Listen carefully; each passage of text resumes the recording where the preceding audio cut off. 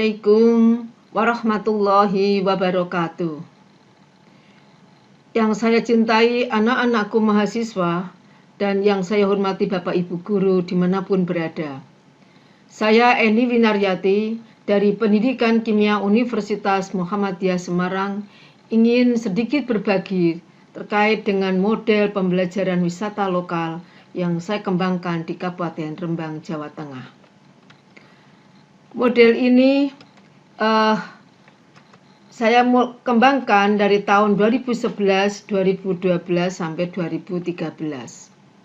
Sedikit sebagai prolog bahwa dari dampak globalisasi, pengangguran, kemudian perlunya tuntutan lulusan yang bisa tanggap siap menghadapi berbagai persoalan kehidupan di masa yang datang semakin kompleks itu, maka tentu dibutuhkan suatu inovasi, strategi pembelajaran yang lebih inovatif dan kreatif, yang kemudian strategi pembelajaran itu memberikan dampak pada pemahaman, penguatan karakter pada siswa yang kita asuh.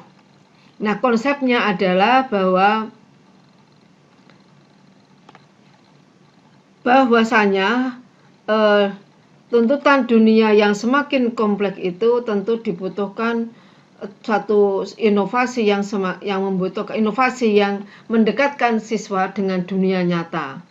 Realita dunia nyata itu adalah dekat dengan lingkungan sekitarnya, sehingga akses berbagai informasi, persoalan, kelebihan, kekurangan, potensi-potensi lokal daerah itu dapat dengan mudah dia tangkap dan dapat dengan mudah pula ada semangat pula untuk mengkreasinya menjadi yang lebih bermanfaat. Jikalau itu kurang maka ada peningkatan, jika yang sudah ada peningkatan maka tuntutan untuk keinginan untuk ditingkat lagi sehingga lebih bermanfaat. Nah, harapannya adalah peningkatan intelektual, kematangan spiritual dan emosional. Mengapa potensi daerah? Indonesia kaya dengan potensi daerah. Setiap daerah memiliki potensi yang tidak sama dan masing-masing itu memiliki kekayaan yang luar biasa bagi bangsa ini dan juga bagi masyarakat kita dalam menghadapi dinamika kehidupan. Tentu potensi lokal daerah itulah yang kemudian dioptimalkan kemanfaatannya. Selain itu adalah Undang-Undang 20 tahun 2003 kurikulum berisi potensi daerah sebagai laboratorium dan sumber belajar, otonomi daerah dan desentralisasi. MOU lintas dinas belum terbentuk, guru belum optimal implementasi pembelajaran yang bermakna, dan potensi daerah belum optimal didaya gunakan. Nah, termasuk adalah tuntutan untuk active learning. Konsepnya adalah konsep yang kemudian setelah dilaksanakan adalah di mana model pembelajaran wisata lokal itu ada dua jenis, local tourism dan local tourism class dan local tourism information. Nah, ini poster dan produk potensi daerah di ruang kelas dan web potensi daerah. Kemudian tujuannya adalah tentu menyusun desain model pembelajaran wisata lokal berbasis potensi daerah, kemudian prototipe, kemudian harapannya pada saat kegiatan uji coba tidak banyak revisi. Hal ini sudah dikembangkan dengan beberapa tahapan kegiatan. Awalnya adalah pada SD untuk mapel IPA, kemudian diperluas pada mapel IPS dan bahasa Indonesia. Kemudian dari hasil kegiatan itu dihasilkan beberapa produk, ada artikel penelitian, kemudian uji coba model di lapangan, buku panduan, pelatihan micro teaching, mapel IPS dan bahasa Indonesia, implementasi di beberapa sekolah di SD, dan sosialisasi. Ini contoh, ini gambaran adalah fase-fase sintak yang digunakan dalam model pembelajaran wisata lokal. Dan fase pertama adalah berwisata lokal, kemudian pengantar pembelajaran, memberi penjelasan singkat tentang materi yang akan diajarkan, serta mengorganisir siswa ke dalam kelompok diskusi, mendiskusikan atau tugas individu tentang masalah, kasus, informasi, penguatan, dan lain-lain.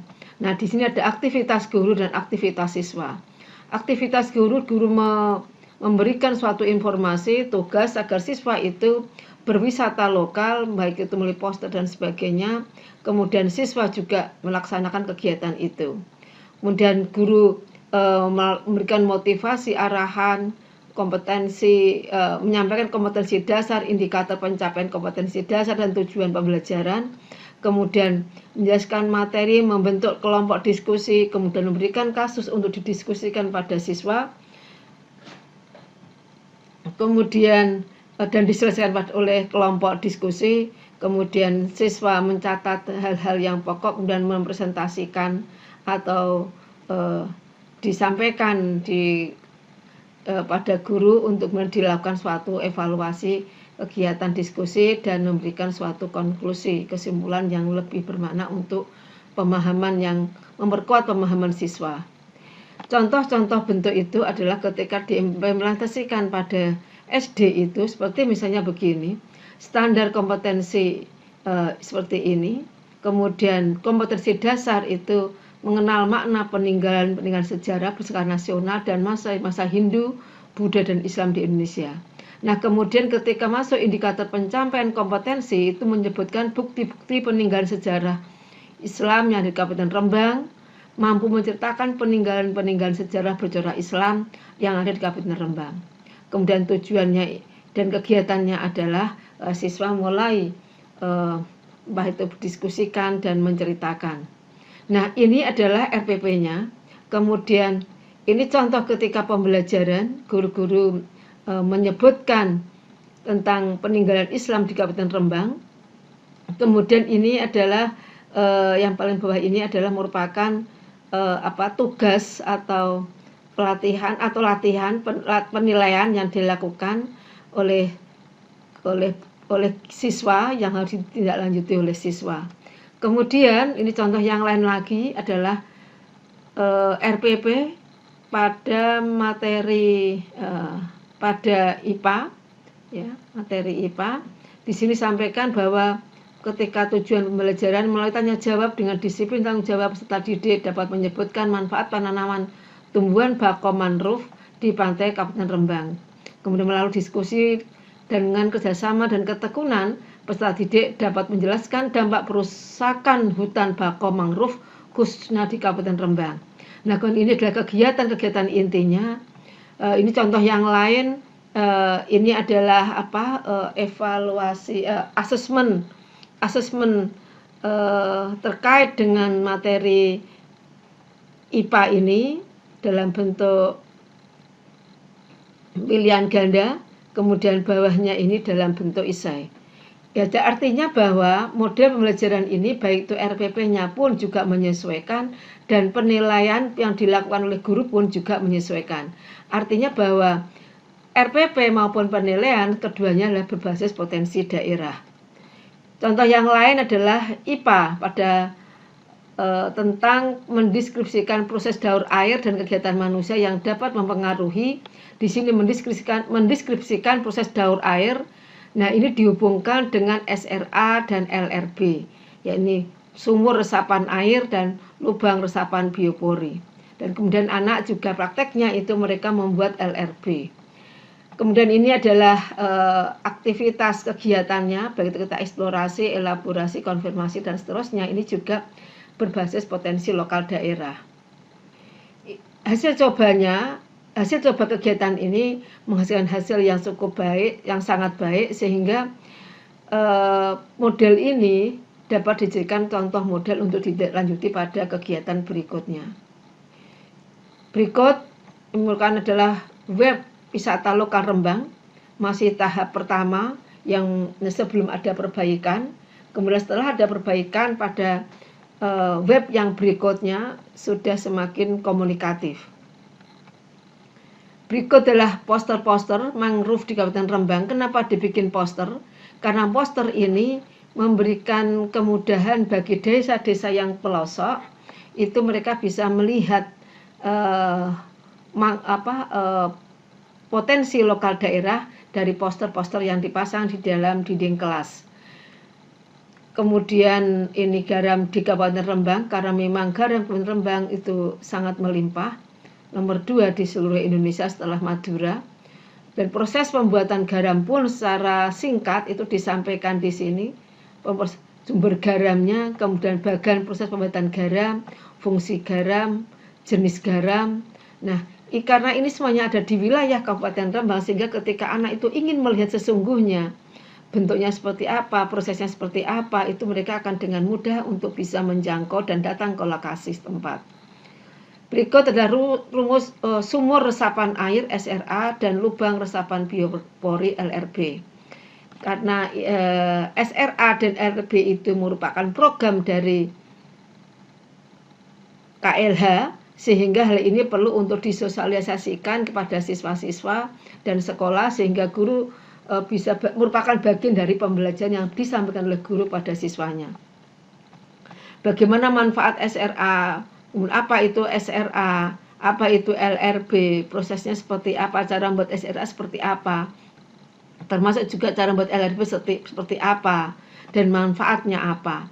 Ini semuanya dalam satu poster ini tercover, sehingga dan karena dibuat sangat menarik, sehingga membuat siswa pun juga untuk tertarik mempelajarinya.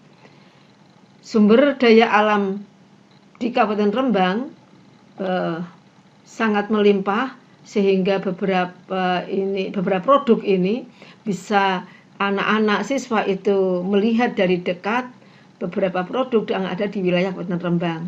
Ada hasil tambang tanah liat, batu bara, gips, kalsit, dolomit, dan lain-lain. Kemudian berikut adalah perkebunan Kabupaten Rembang yang seperti kawis, jagung, mangga. Mangga itu sangat melimpah, hampir setiap rumah itu pasti dijamin ada mangganya. Kemudian juga tebu dan proses pengolahannya. Berikut adalah peta potensi bahan tambang. Peta wisata Kabupaten Rembang, ini ada beberapa daerah, kecamatan itu memiliki potensi-potensi yang bisa diceritakan dan digunakan untuk pembelajaran. Ada Museum Kartini, Makam R.A. Kartini, Embung Panohan, Embung Grawan, Parahu Uno, Punjul Harjo, Pantai Caruban, Situs Majapahit, Kesenian Patol, Wihara Ratanavara Arama misalnya. Berikut adalah potensi budaya dan wisata Kabupaten Rembang. Di sini ada beberapa penjelasan secara sekilas tentang masing-masing potensi yang ada di Rembang ini. Dari gambar yang sekilas ini tentu akan membuat anak itu tertarik untuk ingin tahu yang lebih dalam lagi, sehingga kalau mereka emang ingin tahu, tentu mereka akan datang ke lokasi setempat. Berikutnya adalah gas alam terbarukan, biogas, program kali bersih, Prokasih Kabupaten Rembang. Ini merupakan bagian dari program kegiatan yang dicanangkan oleh KLH di Kabupaten Rembang. Berikutnya adalah proses pembelajaran ketika salah satu SD itu bapak gurunya mengimplementasikan dalam kelas, beberapa anak itu menjadi tertarik untuk ingin tahu, kemudian dibawa dalam suasana diskusi. Ini yang atas adalah merupakan kegiatan anak-anak membuat LRB, lubang resapan biopori. Itu adalah penyerahan alat LRB yang kepada kepala sekolah, sehingga pada alat-alat ini bisa digunakan pada kegiatan pembelajaran. Berikut penyerahan alat LRB dan beberapa batu yang ada di Kabupaten Rembang. Demikian yang bisa saya sampaikan, mudah-mudahan manfaatnya. Assalamualaikum warahmatullahi wabarakatuh.